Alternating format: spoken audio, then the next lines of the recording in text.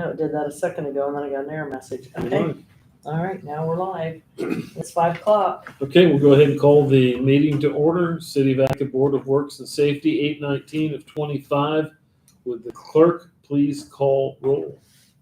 Mr. Gaylor, Mr. Smart, Present. Mayor Grant, Present. clerk treasurer, and no attorney. Okay, Mayor.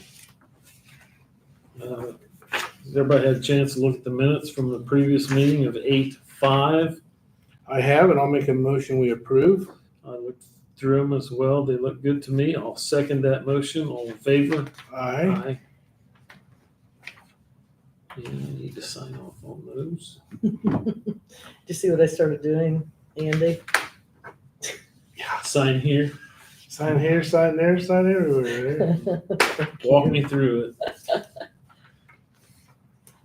Mickey and Garrett get extremely upset when I put those on their I stuff. like it.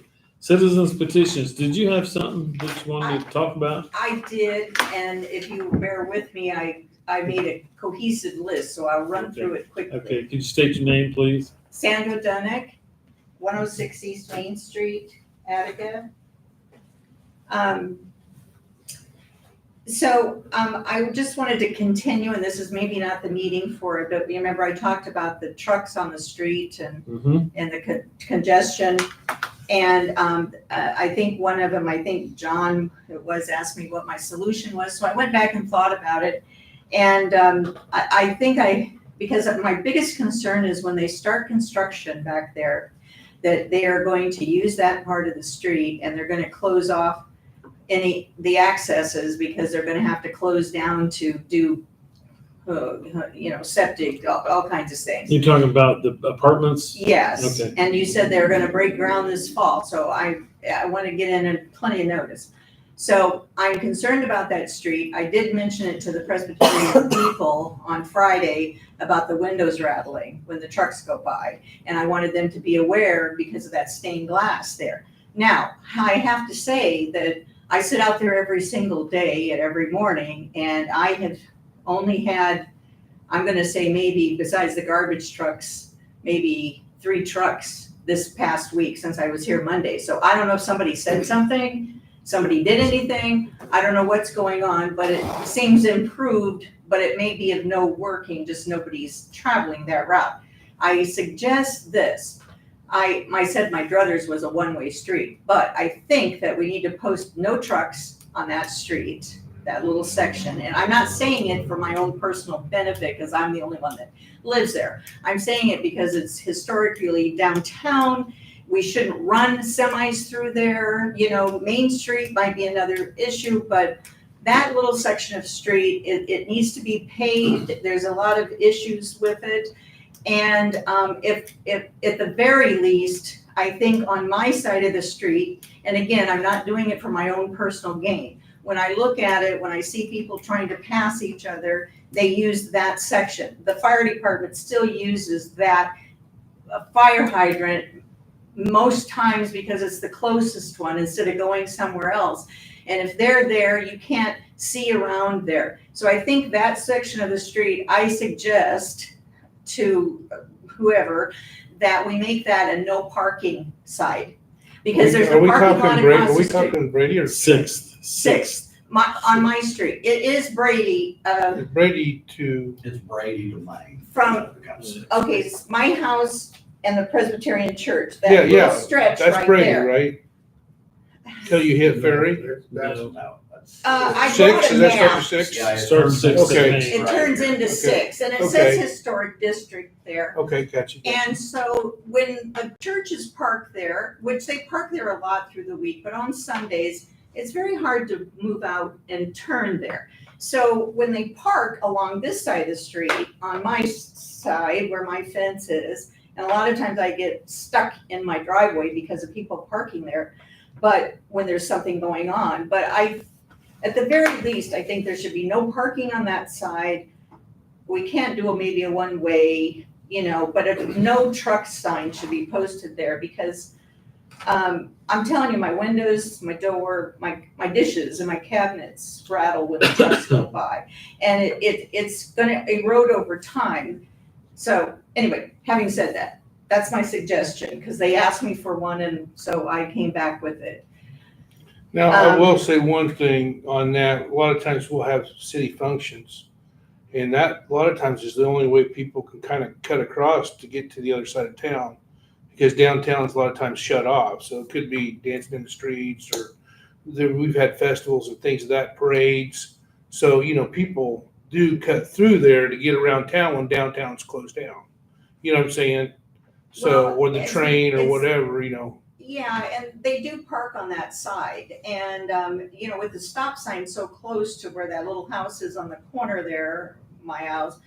So when they park too close, you can't see the stop sign sometimes clearly, it's lit, but you also have a hard time seeing when they park, when it was very heavily on, this last time for the dancing in the streets, there was hardly any parking on my street there.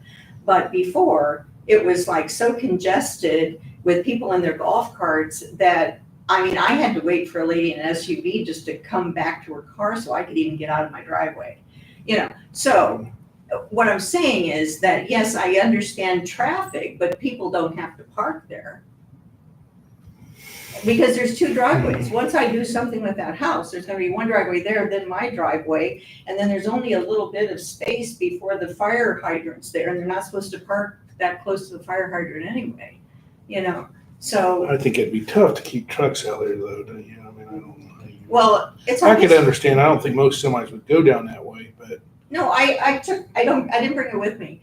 But I brought it, I took a video, and before I came last time, I sat out there from 7 to 8:30, and there were 7 semis that went by, and we're talking big semis. On this stretch of 6th On Street? that 6th Street, I took a video of it because I thought nobody's gonna believe me, and it's not just, Or they'll go to the backside of C&D, because they do deliver to the backside of C&D, and then they. Yeah, but that's not really the truck route But to there's get to a the truck backside of C and D either.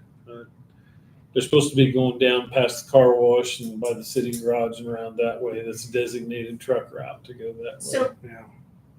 when they get up to the corner of Main, those big semis, and they're big, and even the Culligan trucks with the big water things, Anyway, when they swing out into both lanes, and I've watched them, they've gone even, there's culverts on this side, on City Hall side. There's those culverts there, and they actually go off into that. I've watched them, and we're gonna have repairs on that if we have continued traffic. Plus the other big long truck went across to the next stop sign, and part of the end of his trailer was sticking out into Main Street until he could go on past the stop. So it's a danger as well as, I just don't think trucks should be going through our historic district. We don't have much left, so let's preserve what we have. And if they have a truck route, then they need to use it. Yeah, I don't, short of putting up, do you have any I'll turn it to you before I say anything. Do you have any suggestions, Eric? We do have a truck route. I don't know, short of the police sitting there and stopping people and saying, are you going to C&D? And if they say yes, then our police department would have to say, hey, you need to use the designated truck route. Yes. Jimmy Pointer, he's one of our councilmen. You had your hand I up. did see a city or semi coming just before I come here, and he went right there in front of Boudreaux's and heading that way, so I'm assuming he hit the truck route when he come out, but guessing he come from C&D. But I was wondering, we're talking no parking, I don't know how that would keep the semis from going. But No, parking it would, there. it's Okay, actually a separate okay, that's what it is. congestion, because once you get that many units of apartment buildings up there, let's say, you've got, I don't know how many you said, 30, 40, and now half of these people, or at least all of them, have a car. Think of all the traffic we're gonna have there. And Sunday, I took a picture of that too, because they don't park like this on Sunday, they park this on Sunday all around the church. Mm-hmm. And the church doesn't bother me. Nothing bothers me, really. I'm just sitting there and I notice that there's been people on golf carts narrowly missed by cars pulling in there, and then it's coming out uphill. They come down Summit, they roll stop, come around, and they just get up a speed, and so it's just our area right there is going to get more noisy, more congested, and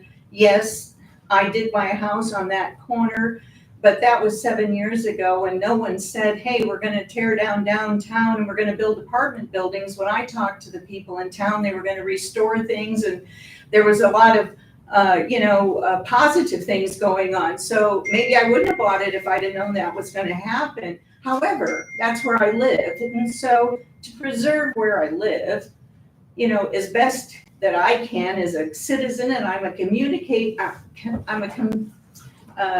am a contributing person to this community, because I only shop in this community. And I open my home every time there's a landmarks or anything that's going on. I'm very helpful in all of that. And I just think that we need to look at what's going to happen to that corner that says historic district. And I mean, Sunday, I had a girl and a guy have a fight out in the middle of the street. The police had to come over and question me about it. Okay, so I see a lot of things on that corner. Oh, I'll bet. And I just want to bring it to the attention that we need to look at. It's more serious than just me over here not wanting traffic, I've put up with that traffic now for 7 years, and it's only gotten worse, and it's only going to get worse. And now I'm concerned about the construction traffic, just specifically this construction traffic that's going to start. For where the church was. I assume, yeah. I mean, So, Well, we kind of discouraged the trucks from going downtown, so it probably put a little more pressure on 6th Street and Brady there. well, They get to in C&D, Maine, honestly, but like I said, the truck route to C&D, if they're not using it, we need to figure out a way to encourage them to use the truck route rather than It almost have to do with signage. And I got a feeling that a lot of these, everybody's using GPS now, and they're coming in from Lafayette. GPS probably says come down Main Street, turn here, turn here. It probably doesn't even mention a truck route or anything like that. The guy that plowed over the signs the other day, he was GPSing it, and it sent him out of C&D and up Yount Street, and then he turned on 6th, and when he turned on 6th, he just flattened 2 signs, then went across Summit, came up here to Maine, turned left, and I followed him out of town. Well, it's about like the semi's turn to go to Harrison's behind Crossroads. Well, that's not Lithia. That's what street is that? That's what I Bond. I mean, that's a tight. That's tight. I mean, Yeah, this was the 5th and where I called you the other day by Sally Brooks's house. Yep, that's Yeah. the scene of the crime right there. Yeah, and that's a short turn there. I mean, that would be tough for a semi. But that's a residential area. That's not even wide like some of these, like Main Street is out here. yeah, maybe we tried to do with Yeah, signage, yeah, I don't to know. help people get to Harrison's and help people get to C&D Yeah, with more there's signage. I mean, there's pretty decent signage that is here. I think maybe, if anything, we may want to communicate with C&D, and when Yeah. C&D sends a truck out of that lot, Well, that's You what I know, was gonna say. Maybe they send them a map. No, We prefer you to come this direction to Go come. out. yeah. And I sent copies of that truck route to C&D, to their expediter down there, and everybody. And their excuse was, we'll share it, but oftentimes we don't get the same driver in here twice. And That's kind of how they. And I don't mean this the wrong way when I say it, but a lot of them that are coming in here are foreigners that have gotten a CDL. And some of them I can't even carry on a conversation with. That's how bad it is. There was one that came right through downtown the other day. And I mean, when he hit the stop sign, I just jumped right up on the side of the truck. And he honestly could not speak English. So in that situation, I don't know what you do. How do You GPS just routes get Send him to set? Spanish I mean, classes or. We had to get that truck route approved through NDOT. Right, so because I'm wondering if it's approved through NDOT, why would the GPS be routing people that way? I mean, I don't think It's we have. just gonna take you the shortest route, probably. Terry that works for me, he used to be a truck driver. Mm-hmm. And he mentioned two different types of software that the truck driving industry has. He said if somebody's using Google Maps, a lot of times it won't show the designated truck route, but he named off a different system that a lot of the trucks have in them that they use for GPS. He said it'll always map out an NDOT truck route. Waze does, I know that. It's called WAZE, Waze. Mm-hmm. Well, the Coca-Cola, big semi Coca-Cola trucks have been going by. I mean, okay, maybe they go to the Moose, but hey, the truck route should take them right back out. They don't need to come around, circle my house a couple of times, wherever they're doing. Where are they going? They're just following their GPS Yeah, maps. I'm You sure. know? And a lot of these, a lot of these trucks, if it's not a full load, they'll use a light truckload, which is like Yellow or Pitt, Ohio, or so they might not even be the. Did you have something else on your list? I had a before we couple get other here? things, so I don't take up so much time here. Let's see. The parking lot across from the library.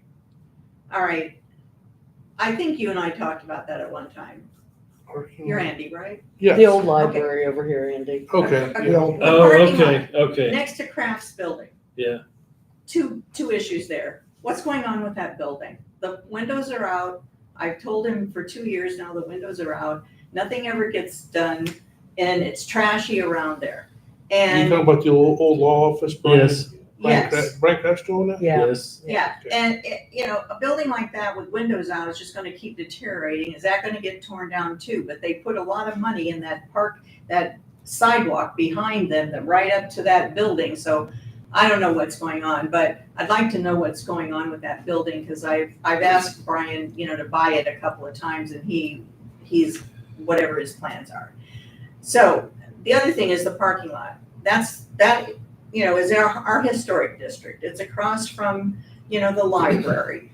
Downtown has all these beautiful curbs and plants and everything else. And I said to you a couple years ago, Andy, you said, I'll donate the weed killer. I said, I donate the paint for the risers. Let's clean this up. Let's put a planter on the corner with something in it. Let's spiff this up, because a lot of people use it for the weddings, for, Post even the office church. uses it. The I've post noticed. office, more and more people are using that parking lot now. And so, again, yeah, I'm looking at it every day, but I just wonder why we try to do all these other little things in town. We spend all that money on a pickleball court, and I took my grandkids down there so that they could play pickleball. It's locked. You can't get in there. So what's the good of a pickleball court if you can't get in? It was locked. So Really? I couldn't get them in there. We didn't tell them they could lock it. Yeah. Okay, now that was, back 1st of August, so something may have changed. Maybe it wasn't done yet. I don't know. So, And it may have been when they painted the lines or something. It could have been that. could have been something like that. However, that is a small portion of our community that plays pickleball. So when the fire chief said it would take $15,000 to fix that siren that has been, a thorn in my side since I moved in here. We put $15,000 in a pickleball court. I'm just wondering why, in a dog park that isn't probably going to come to fruition because there's so many rules about it, why we can't get something like that fixed that is for the whole community. So, but back to the parking lot. I want to put that on the agenda. Let's spiff it up. Let's do something. If Brian owns the side that by the building, then he needs to clean that up. I don't. Anyway, let's see. Of course, I just mentioned the siren. And by the way, when fire chief, I forget his name, Chief Right. Little. when he said he doesn't have to go by the laws, they don't have to abide by the laws, that's not true. They are, fire and safety is exempt from our noise ordinance. but it's not exempt from the EPA of Indiana. And that is where I called and found out. And fire and police are not exempt from the EPA. And EPA says it has to stay within these decimals. And it is not in those decimals. So I just want somebody to look into it. I'm not the expert, but, you know, if that is something that the town could fix, believe me, not everybody's in here complaining about it, but everyone I talked to, in fact, the last time I was at the meeting and it seemed to calm down a little more. I mean, people actually thanked me. They heard the meeting because they thought that I had something to do with that. I don't think I did. However, it seems to have improved a little bit, but it's still so loud that it's just too loud. And the other thing I noticed was this. Sirens go out, fire trucks, ambulance, then the thing goes on. So they're not calling the volunteers in with that siren. They've already been notified. Sometimes they're already out, coming out of the street here before that siren goes off. So if that's what the reason they gave me, well, we have to call in fire department and everything else. Well, that proved to be not true, totally, in my opinion. And the second is that siren should be used for the community to be notified of tragic things, floods, tornadoes. I mean, if fire or something like that, not every time a 911 calls in for the police department to go out and check something out. And it is a different tone when there's a tornado. You probably heard them test the tornado siren. Yeah. And it's completely different tone than what the fire one is. To answer your question on the fire, during the day, we have two paid firemen that are staying here during the day, during the week. And you may see the trucks go out prior to hearing that. But when that goes off, that's calling the volunteers to come in because we've only got usually one or two guys on station here. So they'll get in the truck and they'll take off, but that still goes off to call the volunteers in to the station. But they also have their radios and telephones. They're also notified. I've asked them. They're notified by some media without that going on. I know some of them. But they might be mowing their yard. They might be, you know. But if you're they're a not volunteer fireman, you've got that on you. My husband was a volunteer fireman, and my son was a junior fireman, and they had to carry their little things on them at all times because they're could be called out at any time, and it was on vibrate or whatever, and that's been 40 years ago. So I don't. But you got to remember, they're volunteers too. You know, they don't have to wear them 24/7. You know what I mean? But I'm just Mr. Pointer, did you have a comment? Guys, just bring up about maybe not having to run the alarm because Lafayette don't send it off every time they got a fire. And I think through the social media out there, there's other ways to connect with the fire department. You're right. Volunteer guy, I'm out mowing my yard. I don't hear my phone go off. So maybe where I live on McDonald, I do hear the sirens. So maybe those guys do need it at times. Lafayette's 100% paid volunteer. Yeah, that's right. They're totally They're 100% paid fire department. Yeah, we need that siren probably for some guys that are doing outside where they probably can't hear. That's kind of what precipitated us hiring people to be here during the day, during the week. Yeah. Was because that would go off and nobody would show up. Yeah. You know, they're all at work. Some of them don't work here in town. Some of them are at Harrison Steel, can't hear anything, you know. So, and I know when I worked at Harrison Steel years ago, when that would go off, the people outside the plant would hear it and they knew who to go inside the plant and say, hey, you got fire, go. You know? Yeah.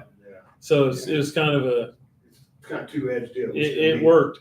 And even though I wasn't wearing a radio, I'd hear that go off and I knew who to go inside and get and say, hey, I know you can't hear it, but you got a fire, you need to go. right. So, We still need it. okay. What else you got? Okay, let's see. Okay, this is just a comment. All right, we've torn down most of downtown, but there's still a lot left. Are we keeping that downtown? Is there any plans, anyone doing anything to get some revitalization money to fix that downtown? Are we contacting the homeowners of those buildings? And are we following through with fining them if they're not fixing them? Because I don't want to see the rest of my downtown torn down. And I don't want to see half windows and air conditioners sticking out and junk sitting in front and you name it. It's disgusting for me to see what's left downtown, and I'm sure it is for everybody else. So that's my question to the board. What's going on? What are we doing about it? And who's in charge of doing something about it? Because it can't sit Well, there. and I'll say, my wife feels a lot the same way that you're talking.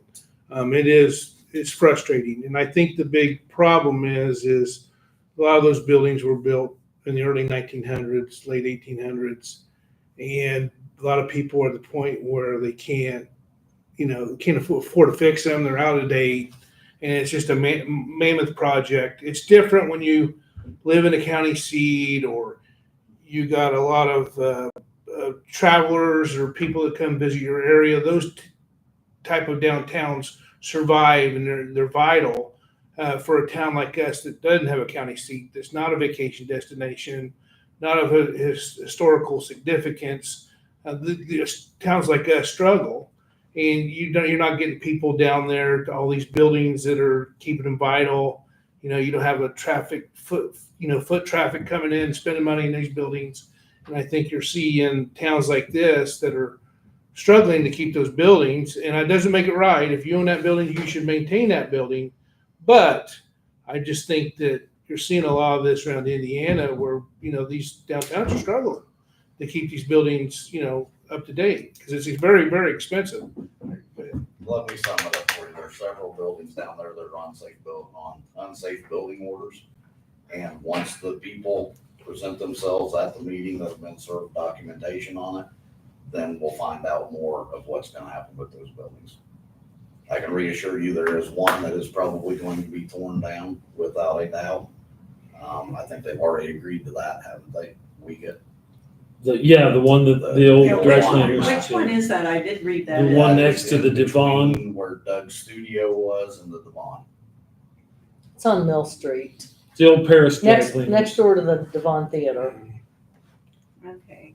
It's not in the downtown, it's not on Perry Street, but it's in It's the on downtown Mill. area. Well, Yeah, at least other they've been than sent that- notices. I always equate it to the fact that I got a notice from the attorney for Attica. They were gonna fine me